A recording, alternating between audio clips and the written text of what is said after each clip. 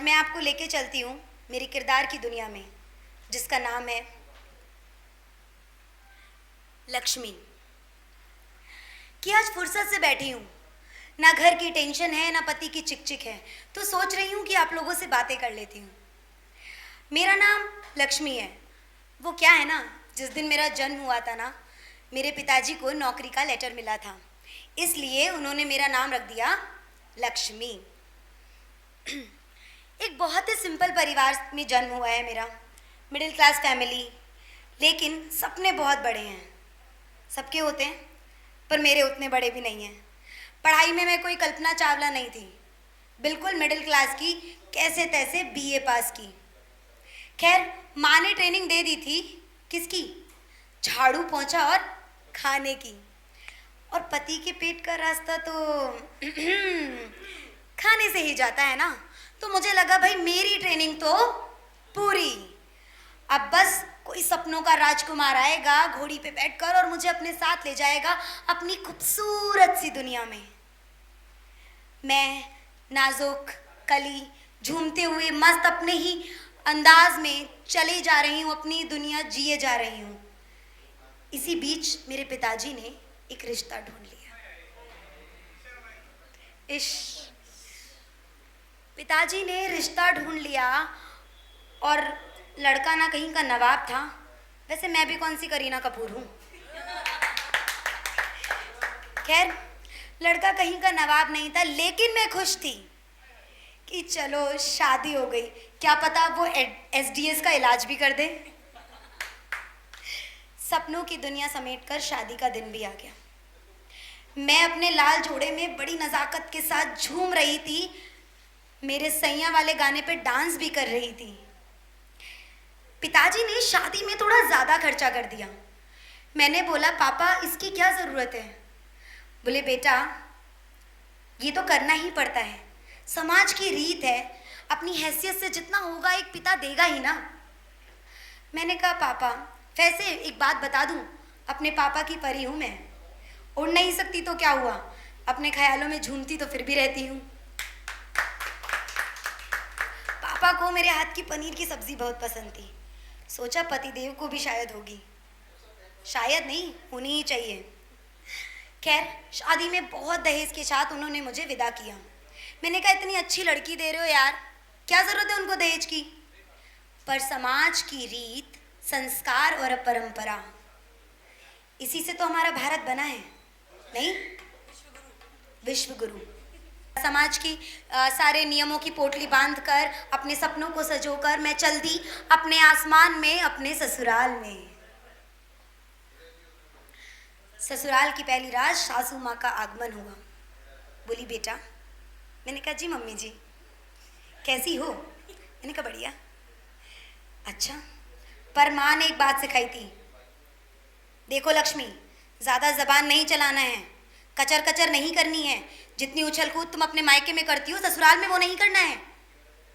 सभ्य तरीके से रहना, बड़ों की इज्जत करना, खाना बनाना, अच्छे से सबका ध्यान रखना। और मुझे भी यही चाहिए था, मुझे नहीं बनना था कोई सशक्त नारी भैया, मुझे नहीं करनी नौकरी वोकरी, अपने को चाहिए चिल लाइफ। वो सुबह ऑफिस जाए और मैं करूं घर का काम, मस्त खाना बनाऊं और दिन में थोड़ी सी चुगली भी लगाऊं।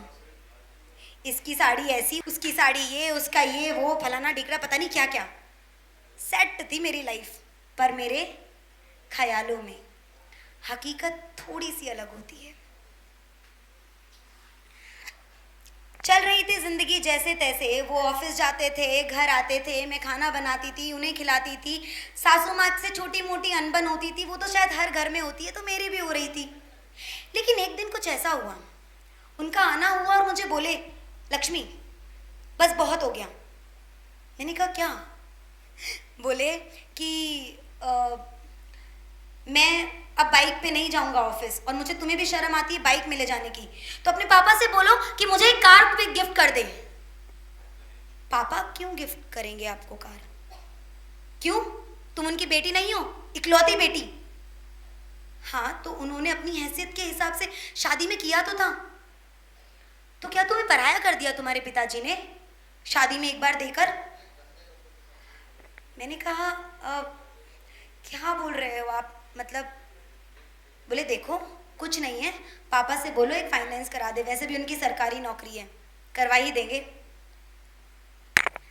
कहना नहीं चाहती थी, लेकिन समाज की परंपराएं और डर कि जवान लड़की अगर शादी के बाद पीहर चली गई तो क्या होगा। डरती आवाज़ में पापा से बोला, पापा ये कह रहे हैं कि गाड़ी।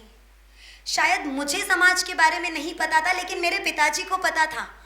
वो मेरी आवाज़ से समझ गए और बोले, बेटा तुम चिंता मत करो, हो जाएगा, तुम ठीक हो ना वहाँ। मैंने कहा मुझे क्या होगा, मैं ठीक ही हूँ, बस वो एक कार, ठीक है दिला देंगे। चलिए जी, घर में एक 4 व्हीलर भी आ गया। पर मैं शायद उससे खुश नहीं थी, क्योंकि मुझे लगा था कि मेरा राजकुमार अपने पैसों से लाएगा, गाड़ी नहीं सही मुझे मोटरसाइकिल पे ही घुमाएगा। मैं खुश थी ना। लेकिन हालात शायद धीरे धीरे बदल गए। मुझे प्यार था अपनों से, पर उन्हें शायद पैसों से और मेरे जेवरों से। एक दिन बात हुई, पिताजी का फ़ोन आया, बेटा तुम ठीक हो ना। मैंने कहा हाँ पिताजी ठीक हूँ, क्या हो गया। बोले कुछ नहीं, जवाई जी का फ़ोन आया था, गुस्से में थे, बोल रहे थे कि उन्हें कुछ और भी चाहिए। मैंने कहा पापा बस कीजिए, कितना करेंगे और क्यों करेंगे। उन्होंने कहा बेटा देख, अच्छा नहीं लगता, वो इसीलिए तो मांग रहे हैं, बेचारों के पास होगा नहीं। वो घर आए उस रात और थोड़ी बहस हुई कि मुझे ये चाहिए, मुझे वो चाहिए, मुझे एक सूट भी चाहिए, मुझे एक घड़ी भी चाहिए, मुझे आईफोन भी चाहिए, मुझे आई वॉच भी चाहिए। मैंने कहा नहीं होगा। उन्होंने कहा होगा। मैंने कहा नहीं, ये सब नहीं हो सकता। हाथापाई हुई, बहुत अनबन हुई और बस केरोसिन का तेल मेरा शरीर और माचिस की तिल्ली और मैं जला दी गई। हाँ, आज हॉस्पिटल के बिस्तर पर पड़ी हूँ। आत्मा तो मरी चुकी है, शरीर केवल कुछ सांसें ले रहा है। जला दिया गया मुझे। वो दरवाजे के बाहर शायद माँ पापा बैठे हैं, वो शायद रो रहे हैं कि लक्ष्मी रुक जा, हम तेरा पालन पोषण करेंगे, बेटा प्लीज रुक जा। लेकिन अब मन नहीं है, अब सच में मन नहीं है। पता है क्या, वो ख्याली दुनिया एक पल में उजड़ गई, लक्ष्मी जला दी गई। पर क्या फर्क पड़ता है, क्या फर्क पड़ता है। हर रोज तो यही होता है। हमारे देश में संस्कार परंपराओं के थोड़ी सी क्षति पहुंचने पर लोगों के घर जला दिए जाते हैं, एक दूसरे को मार दिया जाता है। लेकिन जब बेटी जलती है, बहुत बुरा हुआ बेचारी के साथ। इश, कैसे कर सकते हैं लोग। बस बात यही खत्म हो जाती है। माँ शायद रो रही होगी ना बाहर कि काश मैंने लक्ष्मी को उधर ना भेजा होता, काश मैंने उसे अपने पैरों पे खड़ा कर दिया होता, काश उसे ये सिखाया जाता कि बेटा सपनों का राजकुमार भले ही ना आए, पर तुम्हें अपनी जिंदगी की राजकुमारी बनना है। अब मन नहीं है आपके संस्कारों, परंपराओं और रीति रिवाजों से भरे समाज में जीने का। चले जाना है बहुत दूर, क्योंकि ना अब उस एक आवाज के साथ नहीं जीना। अरे लक्ष्मी, क्या हो गया यार, ये नहीं होना चाहिए था तेरे साथ। बस अब इस दर्द को बर्दाश्त करने की हिम्मत नहीं है। जा रही हूँ मैं इस दुनिया से दूर। Thank you.